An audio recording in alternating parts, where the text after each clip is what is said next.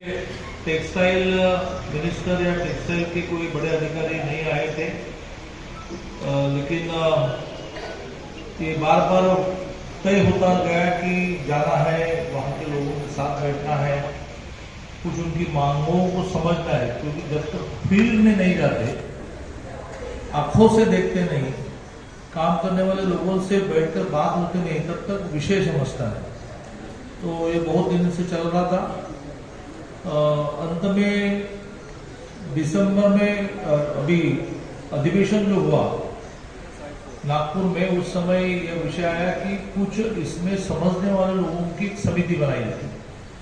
तो राज्य के सीनियर मिनिस्टर, कैबिनेट मंत्री जो इसी क्षेत्र के हैं, सालों से आप सब लोगों के साथ काम करते हैं, तो उनकी अध्यक्षता में एक समिति बनाई जाए और अलग अलग मालेगांव हो, भिवंडी हो, इचलकरंजी हो, जहाँ टेक्सटाइल जैसे चलती है वहाँ के और भी कुछ प्रमुख लोगों को जोड़े जाए। प्रकाश अवाड़े जी जो 20 साल से इचलकरंजी के विधायक है, MLA है, टेक्सटाइल के मिनिस्टर भी रहे, रईस खान हो, ऐसे सब लोगों को जोड़कर एक कमेटी बनी।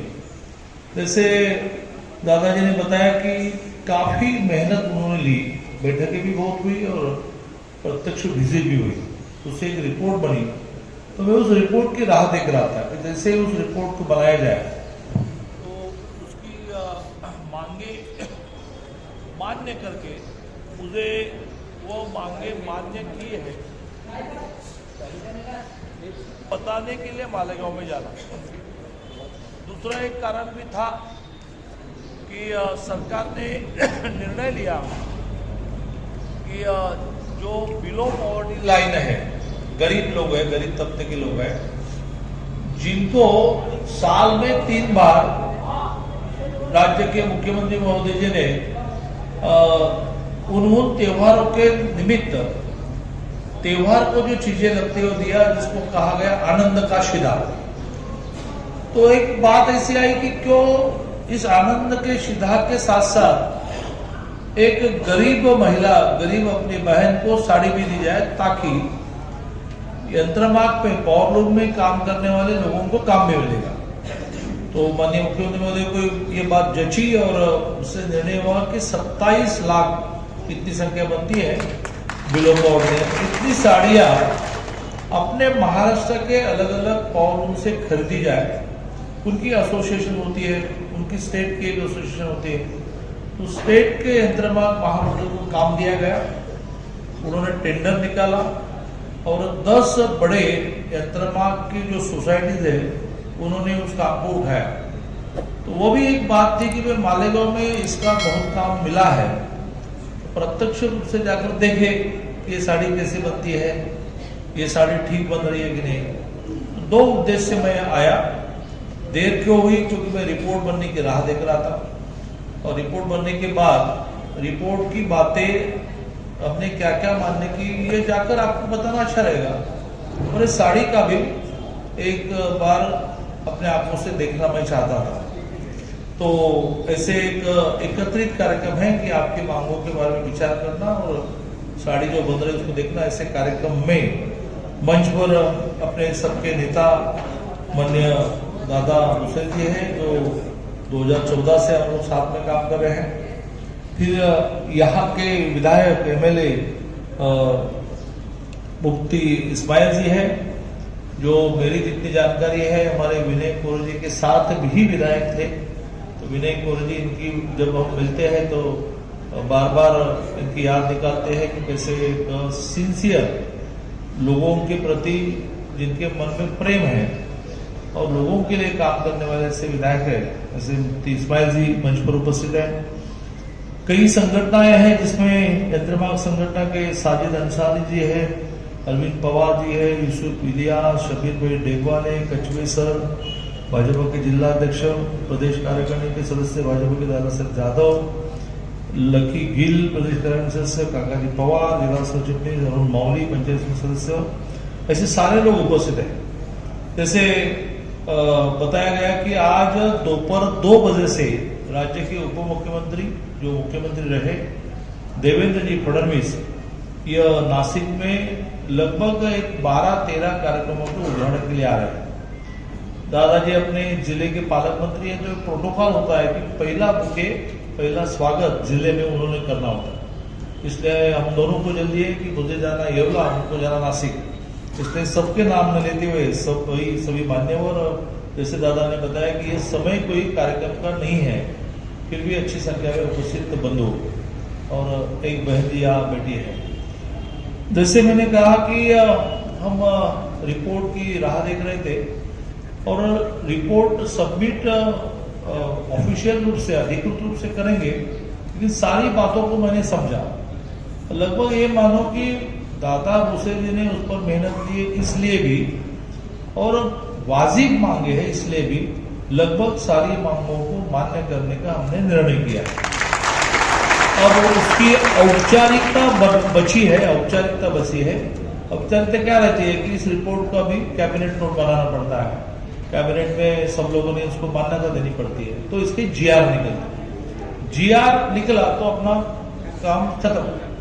तो उसमें सबसे बड़ी बहुत दिनों से पेंडिंग मांग थी कि 27 पौरस के ऊपर के यंत्रमा को पॉवरलूम को जो 3 रुपया प्रति यूनिट हम बिजली में राहत देते हैं, सब्सिडी देते हैं, वो 75 पैसे से बढ़ाई जाए। ये लगभग 17-18 से वहां चलती रही, लेकिन उसका कोई निर्णय नहीं हो रहा था। हर विषय ऐसा रहता है कि जिसके लिए किसी के हाथों से होना होता है। तो पेंडिंग डिमांड मैंने दादाजी को याद दिलाई। इचलकरंजी में हमारे सुरेश रमनकर जी करके 2 बार एमएलए रहे, यह विषय वो पूरा नहीं कर पाए इसलिए हारे। लोगों ने कहा कि ये मांग आपने पूरी नहीं किया, हम आपको वोट नहीं देंगे। तो लेकिन वो दादाजी के हाथों से होना था, इसलिए वो हमारे रमनकर जी हारे भी, लेकिन अभी ये हो रहा है। इसका तो निर्णय हुआ है।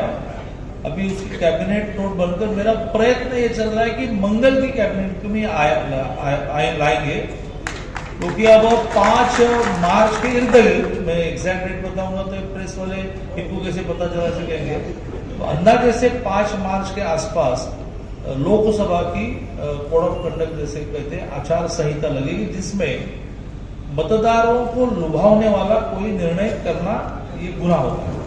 तो ये तो लाखों की तादाद में मतदारों को लुभावने वाला निर्णय है, तो 5 मार्च के पहले करना पड़ेगा, तो 5 मार्च के पहले कैबिनेट नोट लानी पड़ेगी। इसलिए मेरी बहुत उसके लिए दौड़ चल रही कि उसको तुरंत लाया जाए। तो ये मानो कि अभी इसमें पीछे नहीं जाएंगे, ये 75 पैसे वाला मामला पूरा करेंगे। 27 हाउस पर के नीचे आप लोग 1 रुपया चाहते हैं, तो उसमें भी हमारी टीम काम कर रही है कि कितने लोगों को उतना लाभ रहेगा। तो 75 पैसे तो दे ही रहे हैं, दोनों को मिलने वाला है। यदि आप अड़े ही रहे कि नहीं वो 27 हाउस पर के नीचे 1 रुपया ही चाहिए, उसके बारे में भी कैलकुलेशन चल रहा है कि कितना। ऐसा है कि सरकार इतनी बड़ी है, हर रोज नए निर्णय लेने पड़ते हैं, नया खर्चा करना पड़ता है, तो फाइनेंस देखता है कि कितना ज्यादा पैसा लगेगा। तो शायद मैंने जितना भी 2-3 दिन लोगों से बात की तो ध्यान में आया कि इसको भी शायद करना पड़ेगा, इस 27 हाउस पर। फिर तीसरी बात जो आपकी है वो बहुत महत्व की है, जो अपनी मैंने आंखों से देखा कि एक शेड के अंदर 10-12 लोगों के लोग रहते हैं और सबका मिलकर एक कॉमन मीटर रहता है। तो उससे झगड़े भी होते हैं कि भाई आपने ज्यादा बिजली ली तो हमने पैसा क्यों भरना, और अपना अपना मीटर रहना एक प्रतिष्ठा का भी विषय रहता है। बिल वाजिब आता है, प्रतिष्ठा मेरा मीटर अलग से है। जैसे घर की जिसको हम घर भाड़ा जो बोलते हैं कॉर्पोरेशन टैक्स, उसकी जब रिसीट अपने नाम से आती है तो बहुत अच्छा लगता है। भाड़े का भी हो लेकिन वो अपने नाम से आए तो बहुत अच्छा लगता है। वैसे मीटर भी अपने नाम से होने से बहुत अच्छा लगता है। तो वो डिमांड भी एमएससीबी से जुड़ी है, लेकिन इस सप्ताह में दादाजी और मैं एमएससीबी के साथ बैठेंगे। इसमें आपको दिक्कत क्या है, तो बैठने का ही और चर्चा करने का विषय उसको पूरा करेंगे। समय कम है इसलिए मैं इतना ही बताऊंगा कि 2 बड़ी मांगों के बारे में। एक बात मैं ये कहूंगा कि बार बार जो मंदी आती है उसको सोचकर सरकार ये सोच रही है कि क्या सरकार ही आपका माल खरीदे अच्छे दाम पर, और वो अच्छे दाम पर खरीद कर गवर्नमेंट के अलग अलग डिपार्टमेंट को, पुलिस डिपार्टमेंट को यूनिफॉर्म लगता है, पहले ये था, बीच में बंद पड़ा, जो बंद पड़ा मुझे मालूम नहीं। तो उसके साथ साथ और भी अन्य अन्य प्रांतों में, राज्यों में बेचने का काम भी सरकार करे, ताकि आप लोग प्रोडक्शन करें, मार्केटिंग का कोई आपको टेंशन नहीं, ताकि बीच बीच में बिजनेस बंद न पड़े। इसके बारे में 3 महामंडल थे, उनको मर्ज करके एक बड़ा महामंडल MIDC जैसा बना रहे हैं कि जिसकी ताकत बड़ी होगी, जो बैंक से अच्छा लोन ले पाएंगे, क्योंकि इसमें तो पैसा डालना पड़ेगा ना, क्योंकि भी गवर्नमेंट बनेगी बिजनेस पर, आपसे खरीदेगी और बेचेगी, तो उसके लिए पैसे लगेंगे।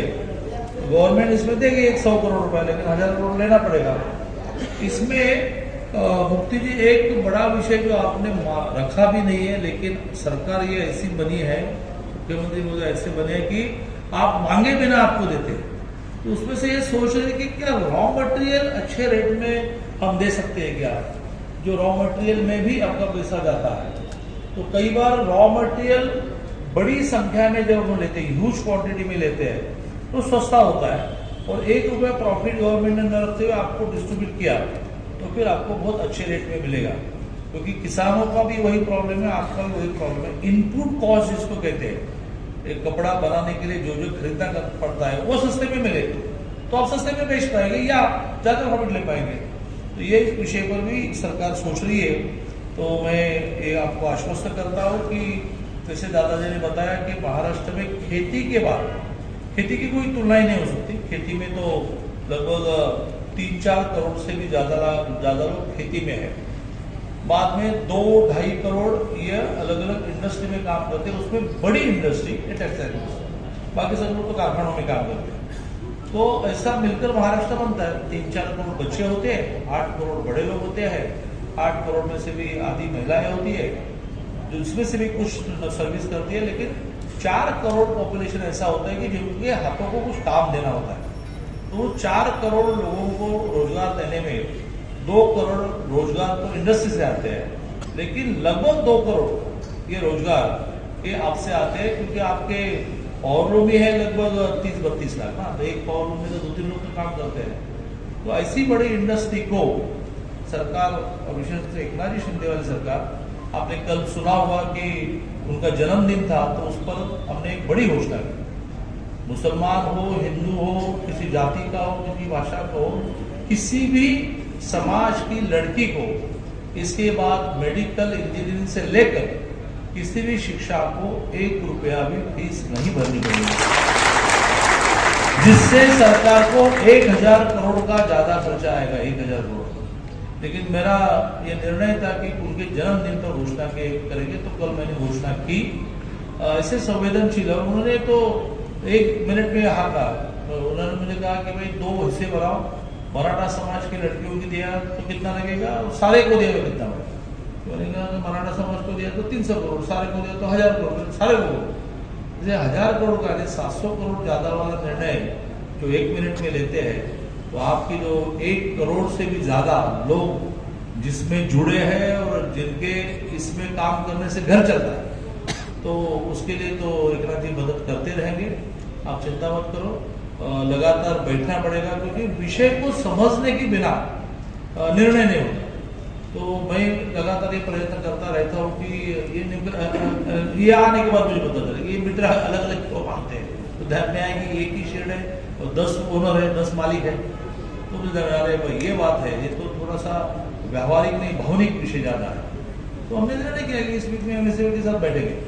तो देरी हो रही है, इसलिए आभार की भी अपेक्षा न करते हुए हम दोनों तुरंत अपनी अपनी गाड़ियों पर भागेंगे, हो जाएंगे नासिक, मैं जाऊंगा येवला, क्योंकि एक बड़ा निर्णय हमने किया है कि येवला में पैठनी बनती है, फिर औरंगाबाद में संभाजीनगर में हिमरू शाल बनती है, मुंगड़ी बनती है, और खण बनता है जो पुरानी गांव की महिलाएं जिससे पहनती है। तो ऐसे परंपरागत यंत्रमाग में, परंपरागत वस्त्रोद्योग में 10,000 ही लोग बचे। हिमरू शाल बनाने तो 100 ही लोग बचे। इन 10,000 लोगों को हमने हर साल 10,000 रुपये बोनस देने का निर्णय किया। तो अभी मैं येवला में पैठन बनाने वालों को वो उनका आग्रह था कि मेरे हाथों से दिया जाए, तो मैं जा रहा हूँ, भुजबल जी वहाँ रुके हैं क्योंकि उनको भी दादाजी के साथ देवेंद्र के कार्यक्रम में जाना है, तो वो एक बड़ा निर्णय हुआ। उसमें काम करने वाले 10,000 लोगों को पेंशन शुरू, आज 60 साल के बाद उनको पूरी जिंदगी प्रतिमा 5,000 रुपये पेंशन देंगे, क्योंकि वो खूब छोटी संख्या है और ऐसी चीजें बना रहे हैं। पैठनी, एक पैठनी बनी तो कितना पैसा जमा होता है। तो ये 5 अपनी विशेषताओं को जिन्होंने संभाल के रखा, उनके पीछे भी सरकार बनी है। आपके भी आने वाले दिनों में कई पेंशन विषय निकलने वाले मुझे मालूम है। तो दादाजी को हम हमेशा के लिए इस कमेटी का चेयरमैन रखेंगे, क्योंकि आप सब लोगों से उनका संवाद है और संवाद से ही फीडबैक आता है कि नीचे क्या चल रहा है, नीचे क्या चाहिए। तो फिर से एक बार आभार आपने व्यक्त किए ही है, इसे मानकर अब दोनों मंच के नीचे उतर अपनी अपनी गाड़ियों से